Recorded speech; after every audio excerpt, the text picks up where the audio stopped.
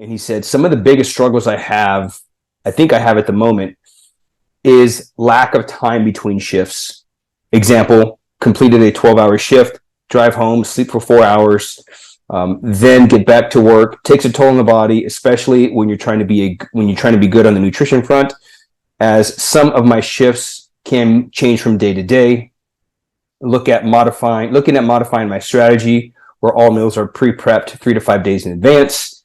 Need to learn to adapt better and be better prepared for these situations, because this is a big thing. This is something I hear a lot. This is something I've said many, many times, is this concept of time. I don't have time. Lack of time. Okay. And that's what I want to talk about today. So a couple of just quick observations here is, yeah, man, it can be tough, right? If anybody can speak on time, it's me. A little context: for over 6 years in building what is now hardstyle, what was my gym, hardstyle kettlebell club in the beginning, and then we expanded into starting offering barbell and bodyweight and jiu-jitsu, and eventually became what is now today the Hardstyle Fitness Academy, Better Man Blueprint, all of the products and services that have come out from that. So for over 6 years, I slept on average about 3 hours a day for 6 straight years. You can ask my wife; she witnessed that. And it was something that I knew that had to happen in order for me to get to where I'm at today. Okay, this call is not about me, but I just want to set some context here. I can speak on this concept of time being really tight. Okay, and it just comes down to having a strategy, prioritizing things, and knowing that you are the source of time. This was a big mind shift for me. That I am the source of time. And the first time I heard this, I was at a marketing workshop in San Diego. This was around 2012. The gym had been open for 6 months. And I remember the presenter, he said, "Do not say you don't have time. You have all the time in the world."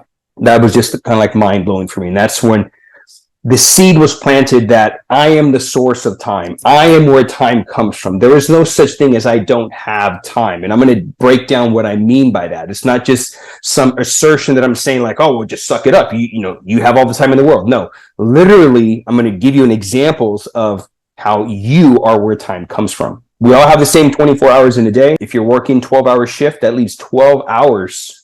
What are we doing with those other 12 hours? You said 4 of them are sleeping. What are we doing with the other 8 hours? I'm not sure how far your drive is from work.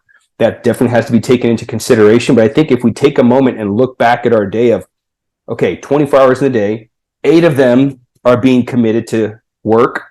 4 of them, as of your post, is being committed to sleep. That leaves 8 hours. What are we doing with the other 8 hours, right? Just initial observation. Where does time come from? Well, there's really 2 types of time. One, we have what's called Newtonian time, and then we have Einsteinian time. Okay, so as in Newtonian, as in Newton, right? Isaac Newton. Newtonian time states that there is only a finite amount of time, and we must carefully portion out our time to make sure that there's enough of it in order to get the things done that we need to do. Okay, so this Newtonian paradigm assumes that time is scarce, right? That there is a scarcity of time, right? So the nature of the Newtonian paradigm is that time is scarce. Time is somewhere out there, and you need to get it. I don't have time.